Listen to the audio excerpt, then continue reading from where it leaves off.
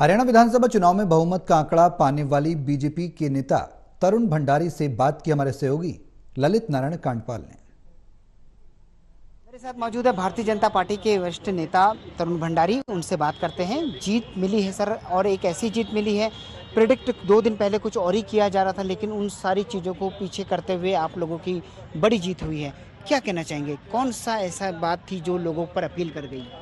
ऐसा कुछ नहीं था जो ये आंकड़े दिखा रहे थे, ये कांग्रेस के अपने आंकड़े थे। इसी ढंग से ये बेरोजगारी के आंकड़े विधानसभा में दिखाते रहे, इसी ढंग से ये अपने जीत के आंकड़े दिखाते रहे, इसी तरह से जनता को भ्रमित ये संविधान के नाम पे करते रहे, इसी ढंग से ये ईवीएम को भ्रमित करते हैं। इनके पास सच्चाई की कोई चीज नहीं है, लगातार झूठ इतनी बार ये बोलते हैं कि वो सच लगने लग जाता है।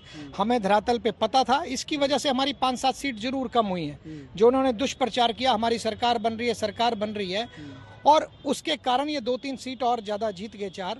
इनका तो हरियाणा में कभी भी सरकार नहीं बन सकती, क्योंकि 10 साल का जो भूपेंद्र सिंह हुड्डा का कुशासन था उसको जनता ने झेला हुआ है। वहाँ क्षेत्रवाद, परिवारवाद, भ्रष्टाचार हावी था। किस ढंग से किसानों की जमीन हड़प ली जाती थी, किस ढंग से अगर युवाओं के नाम के नौकरी के नाम पे पैसे चलते थे, सिफारिश चलती थी, उसको ऐतिहासिक जो फैसला मनोहर लाल जी की सरकार में हुआ, बगैर खर्ची बगैर पर्ची, उसके ऊपर जनता ने मोहर लगाई है। तो आपने घोषणा पत्र भी जारी किया, आपको क्या लगता है घोषणा पत्र की कौन सी ऐसी बात रही जिसने युवाओं को ज़्यादा अपील किया, महिलाओं को ज़्यादा अपील किया, छत्तीस बिरादरी को ज़्यादा अपील किया? घोषणा पत्र उनका भी आया, संकल्प पत्र हमारा भी आया, परंतु जनता ने भरोसा हमारे ऊपर किया, क्योंकि 10 साल में जो भी हमने संकल्प लिए थे उससे ज्यादा काम करके जनता को दिखाए। और दूसरी तरफ इनकी सरकार देखिए, अगर पंजाब में आम आदमी पार्टी और हिमाचल में जो उन्होंने महिलाओं को वादा किया था 1500 रुपए देने का, आज तक नहीं दे पाए। ये तो जनता को पता था, ये लगातार झूठ बोलते हैं। और भारतीय जनता पार्टी का नेतृत्व हमेशा सच्चाई और ईमानदारी के साथ चलता है, इसी पे जनता ने मोहर लगाई। कांग्रेस पार्टी का पूरा कैंपेन आपके लोकसभा में 5 सीटें हारने के बाद से था। उन्होंने तभी से एक एजेंडा बना लिया था कि इस बार बीजेपी के खिलाफ लहर है। तो आखिर वो लहर इनको दिख रही थी, लेकिन क्या जमीन पर नहीं थी?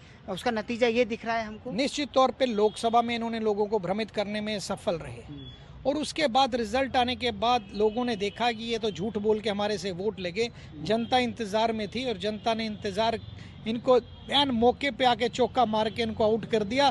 अब ये हमेशा 15-20 साल के लिए भूल जाए, हमेशा भारतीय जनता पार्टी जिस भी स्टेट में तीसरी बार आती है वहाँ निरंतर चलती है। अगर आप मध्य प्रदेश का एग्जाम्पल देखोगे, आप और भी कई स्टेट्स का एग्जाम्पल, गुजरात का एग्जाम्पल देखोगे, तो गुजरात और मध्य प्रदेश आज हरियाणा बन गया। निरंतर हम लोगों की सेवा करेंगे, और जो वादे हमने जनता के साथ किए वो नायब सैनी जी की सरकार पूरी करेगी। और हम फिर अब इनकी दुकान, जो झूठ की दुकान और भ्रमित दुकान थी, वो उस पर ताला लगाने में हम कामयाब हुए। 2 निर्दलीय विधायक तो आप भारतीय जनता पार्टी के खेमे में ले आए हैं। सावित्री जी कब आ रही है? वो भी है, नहीं, वो भी हमारे साथ ही आएंगी, मुझे उम्मीद है, क्योंकि उनके सपुत्र जो है नवीन जिंदल जी कुरुक्षेत्र से सांसद हैं, और उन्होंने बड़ी मेहनत की है भारतीय जनता पार्टी को जिताने में। कुरुक्षेत्र पार्लियामेंट हो और भी अन्य जगह पे उन्होंने जाके बड़ी मेहनत की है, तो मुझे लगता है कि वो हमारी ही मेंबर हैं, और जल्दी वो आ जाएंगे।